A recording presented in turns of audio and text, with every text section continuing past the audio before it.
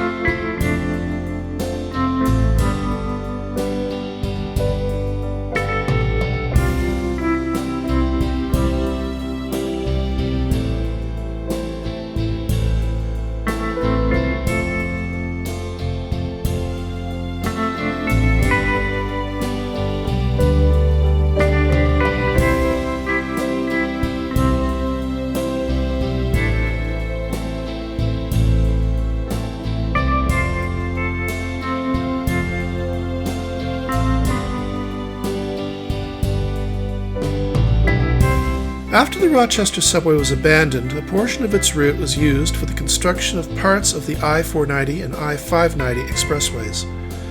Some freight service continued on the northern portion of the line until 1976, when the city decided to fill in much of the route rather than maintain the numerous bridges along it. The tunnel received freight deliveries until 1997, when Gannett newspapers moved out of the city.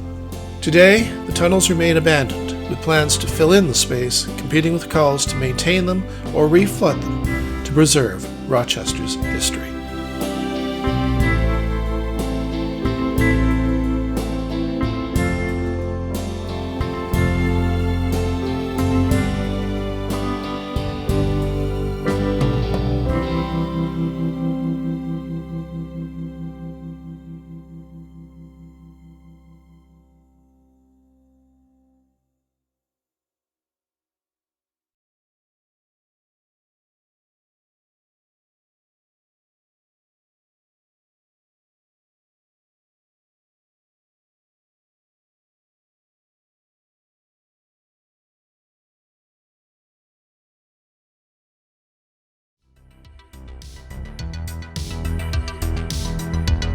Thank you for watching this video, and thanks to all who helped make it happen.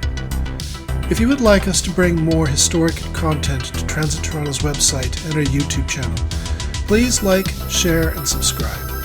Feel free to visit our Facebook page, or follow us on Blue Sky, Mastodon, or Instagram, or become a supporter on Patreon, channel member on YouTube, or buy us a coffee on Ko-Fi.